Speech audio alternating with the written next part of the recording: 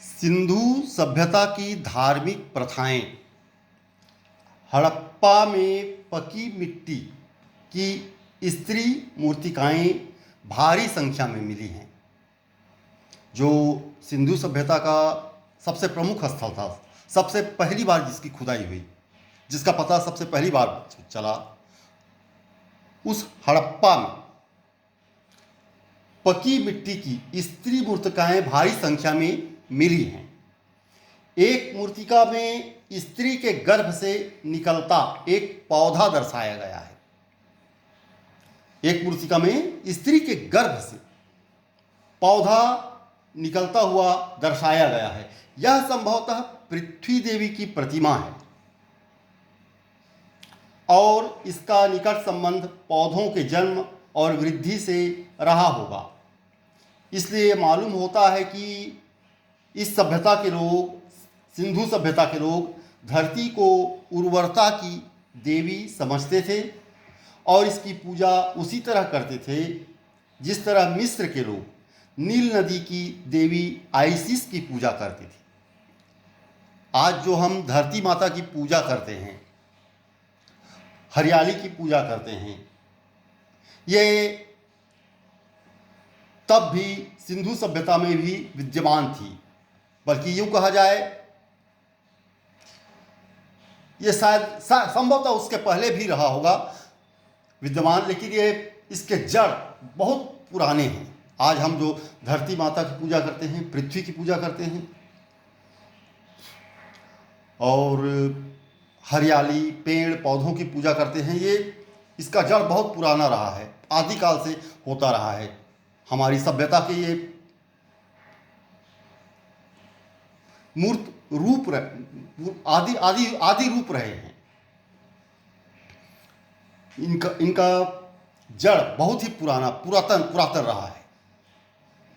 ये उसी तरह इसकी समानता स्थापित की गई है जैसे मिस्र के लोग नील नदी की देवी आइसिस की पूजा करते थे। हमारे देश में भी प्रकृति पूजा, धरती पूजा प्रचलित है। नदी, पहाड़ों, घाटियों, पेड़ पौधों की पूजा प्रचलित है। वैसे हर सभ्यता में, लगभग हर सभ्यता में प्रकृति पूजा प्रचलित रही है।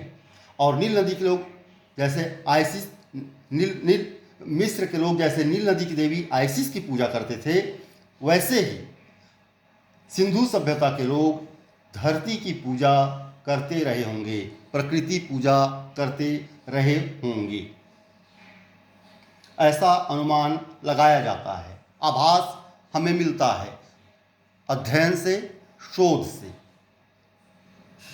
गहन विमर्श से। लेकिन सिंधु सभ्यता के लोग मिस्र वासियों की तरह मातृसत्तात्मक थे या नहीं, इसके बारे में कुछ नहीं कहा जा सकता है।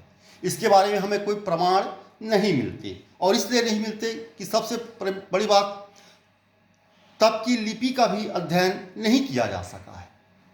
तो इसके बारे में कुछ नहीं कहा जा सकता कि वे भी मिस्र वासियों की तरह मातृसत्तात्मक थे या पितृसत्तात्मक थे।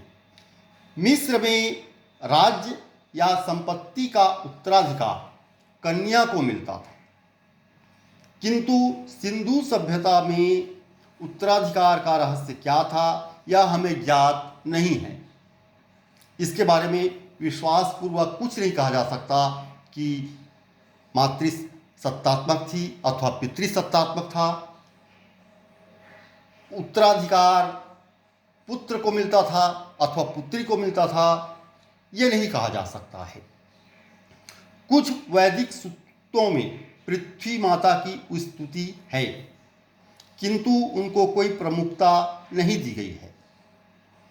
सुदीर्घ काल के बाद ही हिंदू धर्म में इस मातृदेवी को उच्च स्थान मिला है। कुछ वैदिक सूक्तों में पृथ्वी माता की स्तुति तो है, लेकिन एकदम प्रमुखता से नहीं दी गई है। काफी काल के बाद हिंदू धर्म में मातृदेवी इस मातृदेवी को उच्च स्थान मिला है, उच्च स्थान मिला है। ईसा की 6वीं सदी और उसके बाद से ही दुर्गा, अम्बा, काली, चंडी आदि विविध मातृदेवियों को पुराणों और तंत्रों में आराध्य देवियों का स्थान मिला है। ये सब ईसा की 6वीं सदी के बाद से ही इन देवियों को मातृदेवियों का स्थान मिला है पुराणों और तंत्रों में। काल क्रमेण प्रत्येक गांव की अपनी अलग अलग देवी हो गई। कालांतर में प्रत्येक गांव की अपनी अलग अलग देवी हो गई। धन्यवाद।